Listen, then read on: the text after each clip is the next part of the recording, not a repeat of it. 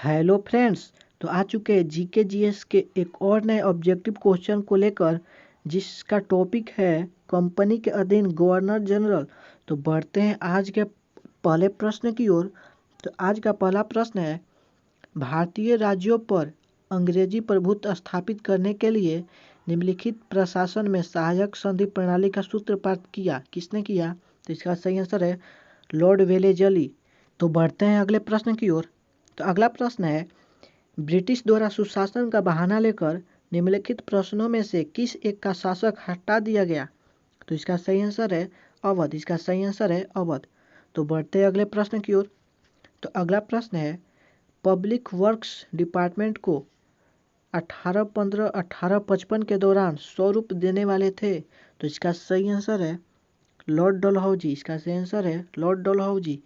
तो बढ़ते हैं अगले प्रश्न की ओर। तो अगला प्रश्न है, निम्नलिखित में से कौन एक भारत का प्रथम वायसराय था? तो इसका सही आंसर है लॉर्ड कैनिंग। इसका सही आंसर है लॉर्ड कैनिंग। तो बढ़ते अगले प्रश्न की ओर। तो अगला प्रश्न है, निम्नलिखित कथनों पर विचार कीजिए। रॉबर्ट क्लाइव बंगाल के प्रथम गवर्नर जनरल थे। विलियम बेंटिंक भारत के प्रथम गवर्नर जनरल थे। तो इसका सही आंसर है केवल दो। इसका सही आंसर है केवल दो, यानी कि विलियम बेंटिंक भारत के प्रथम गवर्नर जनरल थे। तो बढ़ते अगले प्रश्न की ओर।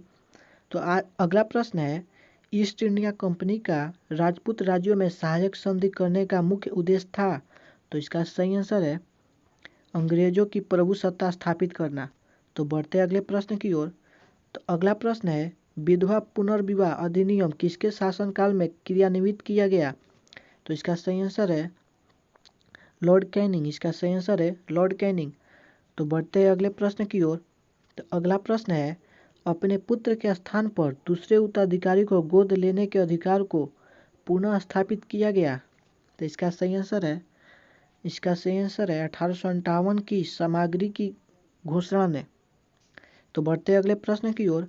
तो अगला प्रश्न है, बंगाल के प्रथम गवर्नर जनरल थे। तो इसका सही आंसर है लॉर्ड डलहौजी। लॉर्ड डलहौजी।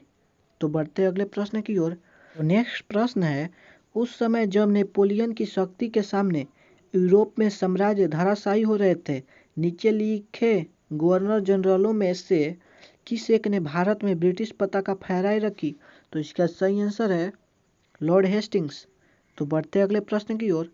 तो अगला प्रश्न है, लॉर्ड डलहौजी की विलय नीति का प्रथम शिकार निम्नलिखित में से कौन हुआ था? तो इसका सही आंसर है सतारा। इसका सही आंसर है सतारा। तो बढ़ते अगले प्रश्न की ओर।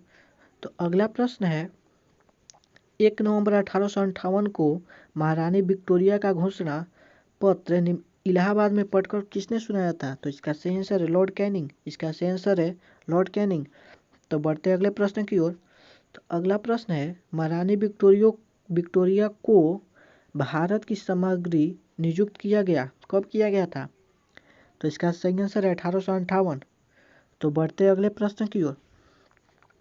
तो अगला प्रश्न है, किस वायसराय की हत्या अंडमान निकोबार द्वीप समूह में एक दंडित अपराधी द्वारा की गई?